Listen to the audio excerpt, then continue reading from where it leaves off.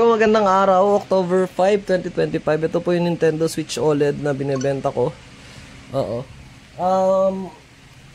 So sa listing ko, boss, nakalagay naman doon, complete lahat. Issue muna tayo, issue na agad para if ever man na may hindi nyo nagustuhan is pwede po kayong mag-back na sa video. Ang issue lang nito, boss, nakadeclare din sa listing ko. Nung inspection ko siya, nung pick up ko, sabi ko sa client, meron siyang scratch dito sa screen. Na hindi naman noticeable, hindi niya nga nakita eh. Ako lang nakita. Ngayon, pinagtatalunan lang namin kung sa screen siya or sa tempered, which is sa akin, tingin ko, ano lang. Pero hindi siya ganun kakita. Actually, pag puti lang. Pag black, hindi siya kita. Ako kasi pag nag-inspect ako ng unit, white and black ako, una kong chinecheck display. So, sa display, walang issue. Ito lang talagang portion na to. Hindi ko mapakita sa video. Ewan ko lang kung kaya kong pakita sa picture. Hindi, ito kasi is ano lang to eh. Andito siya bro ipo-point ko. Ayan. Ano lang siya, parang minor scratch lang siya. Hindi siya kita. Yan, wala na. White ko lang siya nakita. Then pagdating sa gaming, wala na. So, if ever na nababother po kayo doon, which is sa akin, sa condition na itong unit na to, if gusto mo pa rin mo-consider, kasi maganda talaga to bro. Bakit maganda? Tingnan mo naman yung mga accessory pre. Yung mga kasama niya, complete pa. Usually yung mga nabibili mong ganito sa aftermarket, ano na, last pag. Sabi ko nga sa kanya, bro, kung wala yung scratch na yan na nakita ko, pati yung charger niya pre. Alaga. Mamaya ibabalot ko to kasi kung ma-degrade pa yung value niya. Naka-plastic pa yung mga lahat ng accessories niya. Halos, lahat yan engraved ng Nintendo. Pati yung charger niya, engraved ng Nintendo. So, yun lang. Pagdating naman sa performance, na-check ko na to. Pero, as actual video, check natin. No?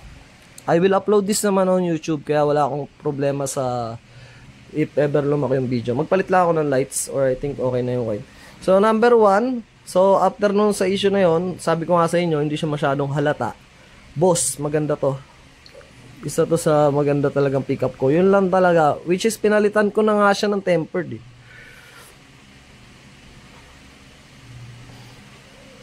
Kasi nung unang tempered nyo, dinedeclare nung client na, sorry, sinisip ko na baka sa tempered lang. Well ako, tinanggal ko, chinek ko. Then yun nga. Okay naman siya. Maganda na yan. So, protected na to. Ngayon, pagdating dito sa Joy-Con, number 1 na i-check ko dyan is yung mga thread niyang 4 na yan. Dyan mo makikita ko last pag. Bibigyan kita na extra keycaps boss. Grip caps. Kasi ayoko din na... Siyempre, umiikot lang ang unit, bow. So, bibigyan kita ng ganito, isang caps mo para protected yung mga Joy-Con na yan. Ma-retain yung pinakang condition niya. Siyempre, pag maingat tayo sa unit, ginagamit natin, once na ibenta natin, mariresell pa natin maayos. So, maganda yan. Wala kang makikita ng deep scratch dyan.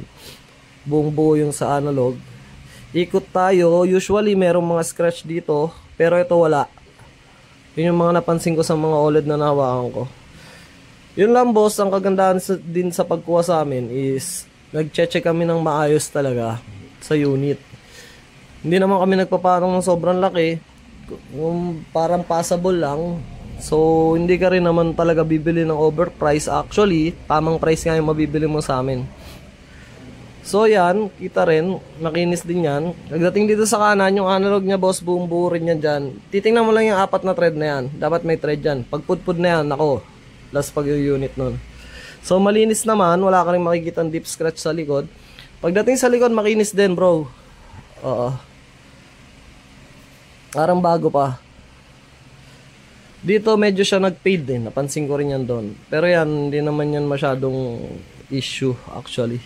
Kasi syempre nilalagyan natin to ng mga case. Bilang mo to ng crystal case, boss. So yun lang yung mga nakita kong flaws nitong unit na to. Which is, kita naman sa video ko na makinis talaga. Pati screen malinis din. Yun lang talagang scratch na yon. So after nito, na i-roll ko naman sa inyo ng maayos. Again, yung lagi kong pinopropose sa mga bumibili sa akin, boss, 100% money back guarantee. If yung mga sinasabi ko po dito is mali, is hindi tama. Dahil may napansin po kayo na nung pinick up nyo na or dumating sa inyo yung item, then nakita nyo na mali naman yung sinabi mong mga listing issue, etc. Money back guarantee, boss, pati po yung transportation nyo na pagpunta dito sa pickup, babalik ko yon, or yung lalamove po na ginamit nyo. Always using legit Facebook naman po. Meron din po akong mga assurance na pwede kayo ipakita. Pagdating naman po, boss, dito sa mga buttons, check natin yung buttons. Siyempre, after ko check yung screen, check yung appearance para ma-declare ko yung value. Tinitingnan ko rin to, boss. Pinaka-importante kasi isang issue dito, pera. Siyempre, ayaw natin na bibili na nga tayo second hand tapos hindi pa sasakit pa ulo natin. Kaya nga tayo bumili para medyo makales tayo. Instead na brand new, meron ng mga gantong brand new condition. Pwede natin magamit. So sa buttons, malinis na malinis yan. Tagda 2 pindot tayo pag mag-check ka. Dito sa analog, 3 pindot, boss. Wag lang sa gitna. Kasi pagka sira na yan, yung iba dito lang napipindot. Pag medyo laspag yan, dapat i-check natin 3 side. Taas, gitna, baba. Ganun lang yung pag-check niyan, boss. So naririnig nyo naman yung click sound. So pati yung speaker na check na natin sa pag-check ng buttons. Next natin, para hindi na humaba, 3 dun sa likod. Goods din. Na-check na ba natin analog? Oh, okay. Nakiklik din yun na, boss. Okay, na-check na natin yan. Capture. Walang issue. Next natin na i-check sa right. Ito. 3 din. Oops, gumagalaw yung video ko. Wait lang. Steady ko lang, boss. Okay, gumagalaw yung video natin. So, yun. Plus, AA, XX, YY, BB. Home yan. Mamaya natin pindutin. So, analog. Napipindutin yan, boss. Ulit. Taas, gitna, baba. Taas, gitna, baba. Then, yung home button. Meron pa yan, boss. Dito sa loob, dapat tinetest din natin yan. Gusto ko yung saksak sa Joy-Con eh. Hanapin ko lang yung grips, pare. So, natetest din to, bro. Dapat natetest mo rin yung pagka-wireless niya ng mouse mo. If ever mag-2-player kayo, pwede yan, bro. So, check natin kasi may buttons din tayo ditong nakaligtaan. Mamaya yung analog, boss. Dito muna tayo sa 4 na buttons. Meron yung buttons dito, boss. Pag mag-2-player kayo, doon nyo isasaksak yung Joy-Con strap nyo. Then meron din dito. So, nakikita nyo, working yan. Walang hassle. Okay. So, balik natin sa Joy-Con. Next natin i-check is yung analog naman, brother. Maingat din ako pag papalik. Yan. Sarap sa ng tunog. So, check natin yung analog. Isa sa mga common na issue sa mga di naingatang switch. Okay, up to date yung analog natin. Calibrate natin control 6. Dapat yan, pag kinlik mo sa kaliwa, is madedetect. Then, ganyan-ganyan mo, pre. Hindi yung ikot. Mali yung ginagawa nilang ikot eh. Kasi ang stick drift, tsaka ghost drift, dito mo makikita yan. At bumabalik yan ng ganyan. Although, dapat naiikot din. Hindi lang basta ganito. Pati yung ganyan, pag-check mo ng ganyan. Dapat bumabalik yan sa gitna. Kasi dyan mo na i-stress yung analog eh. So, as you can see naman, is good condition siya, boss. Next natin sa kanan. Taas, taas. Kanan, kanan, kanan. Ganyan, ganyan. Ikot. Goods na. Next natin itetest. Medyo mahaba yung video natin. Yung Wi-Fi. Brother, connected yan. As you can see, connected dyan. Next natin is yung eShop. Ngayon, po-post ko lang kasi mas tagal siya mag-load. Then, magte-test run ako mamaya. Post ko lang saglit, brother. So, yon continuation ng video. Naka-stop ko. My. So, yon connected naman siya sa eShop. So, that justify lang na hindi po banjung unit na hawak ko. So, sakto lang din siguro second part. So, let's do some gain test na lang dahil na-cut na yung video. So, magsalpak tayo. Cartridge natin. Again, boss, ang inclusion nito is hindi po kasama yung games.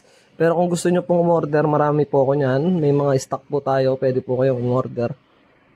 Then, test din natin yung charging dito mamaya. Kasi 25% na lang. So, i-diretso charge ko na rin. So, yan. Yung SD card po ay hindi ko na rin inclusion. Mura na to, boss. Ganda ng condition ito. Tsaka maingat ako pagkuha talaga. Masinop ako pag-check. So, start natin. Pwede yung start. Game test lang saglit para makita nyo rin. Kung medyo familiar naman na kayo sa OLED, pwede nyo na pong skip tong part na to. Again, kasama sa inclusion niya is yung complete box. Box niya, boss. Ito, makikita nyo yung box niya dito. Kung titis natin saglit. Yan, makikita nyo, bagong-bago din yung box. Pwede po itong panregalo.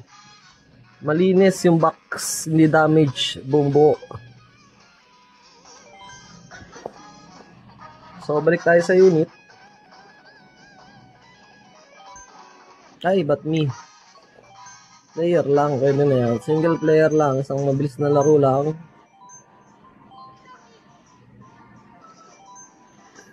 Ito yung pinakamabilis i-start eh.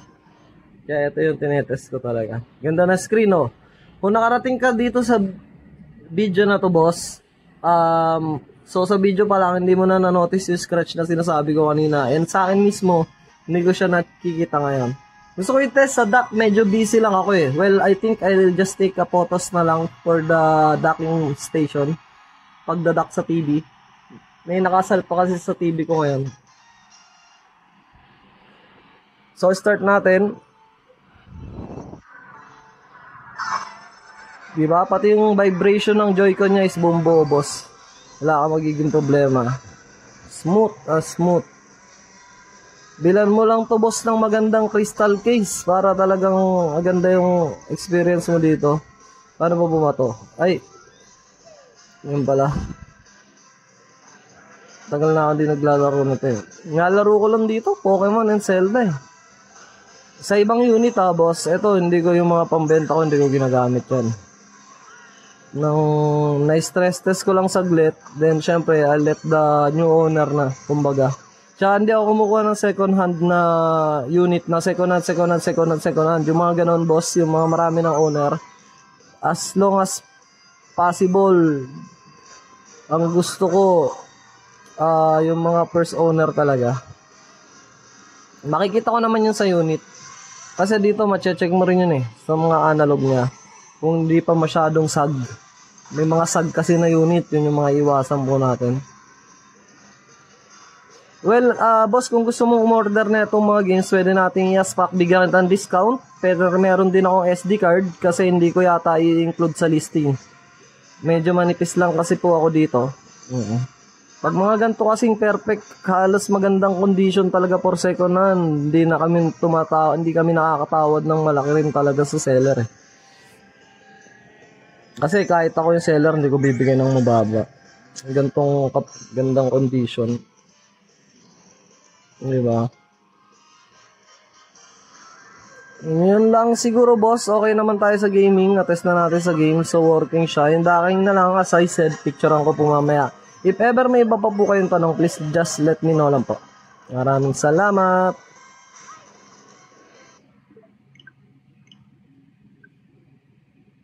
Ay, charging pala. Habang hindi ko pa kinakancel. Yeah, testing natin yung charge na mabilis. Saksak ko lang, brother. Saksak ko lang yung charger saglit.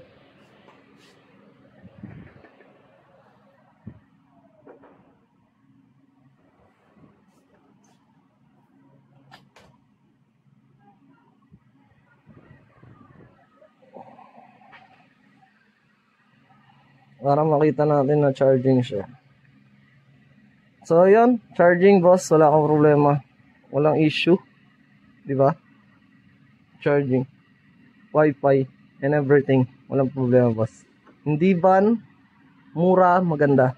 So, yun lang po. If may iba pa po kayong question is, please let me know lang. Salamat.